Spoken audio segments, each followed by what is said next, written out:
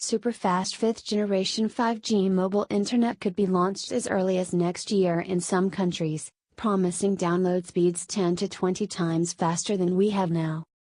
But what difference will it really make to our lives? Will we need new phones? And will it solve the hotspot issue for people in remote areas? In the first of a 5-part series examining the impact 5G could have around the world, Technology of Business tackles the basic questions. What is 5G exactly? It's the next, 5th generation of mobile internet connectivity promising much faster data download and upload speeds, wider coverage and more stable connections. It's all about making better use of the radio spectrum and enabling far more devices to access the mobile internet at the same time. What will it enable us to do? Whatever we do now with our smartphones we'll be able to do faster and better, says Ian Fogg from OpenSignal, a mobile data analytics company. Think of smart glasses featuring augmented reality, mobile virtual reality, much higher quality video, the Internet of Things making cities smarter. But what's really exciting is all the new services that will be built that we can't foresee. Imagine swarms of drones cooperating to carry out search and rescue missions, fire assessments and traffic monitoring, all communicating wirelessly with each other and ground-based stations over 5G networks. Similarly, many think 5G will be crucial for autonomous vehicles to communicate with each other and read live map and traffic data. More prosaically, mobile gamers should notice less delay, or latency, when pressing a button on a controller and seeing the effect on screen. Mobile videos should be near instantaneous and glitch-free. Video calls should become clearer and less jerky. Wearable fitness devices could monitor your health in real time, alerting doctors as soon as any emergency arises. How does it work? There are a number of new technologies likely to be applied, but standards haven't been hammered out yet for all 5G protocols.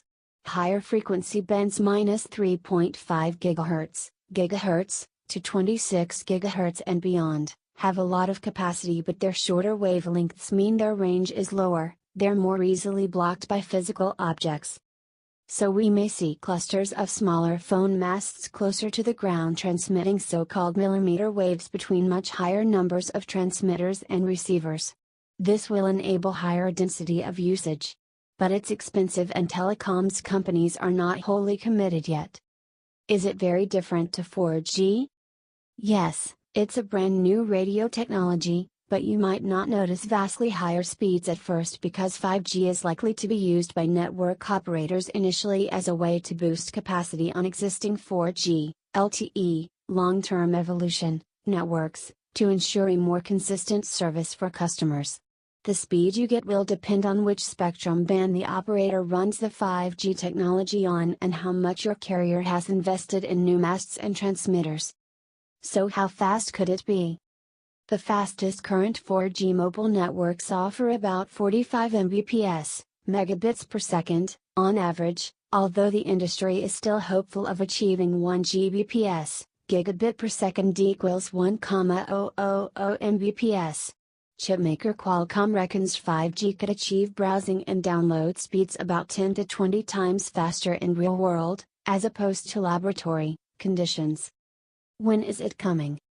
Most countries are unlikely to launch 5G services before 2020, but Contarzo Urdu says it has already launched a commercial service, while South Korea is aiming to launch next year, with its 3 largest network operators agreeing to kick off at the same time. China is also racing to launch services in 2019. Will I need a new phone? Yes, I'm afraid so. But when 4G was introduced in 2009, compatible smartphones came onto the market before the infrastructure had been rolled out fully, leading to some frustration amongst consumers who felt they were paying more in subscriptions for a patchy service.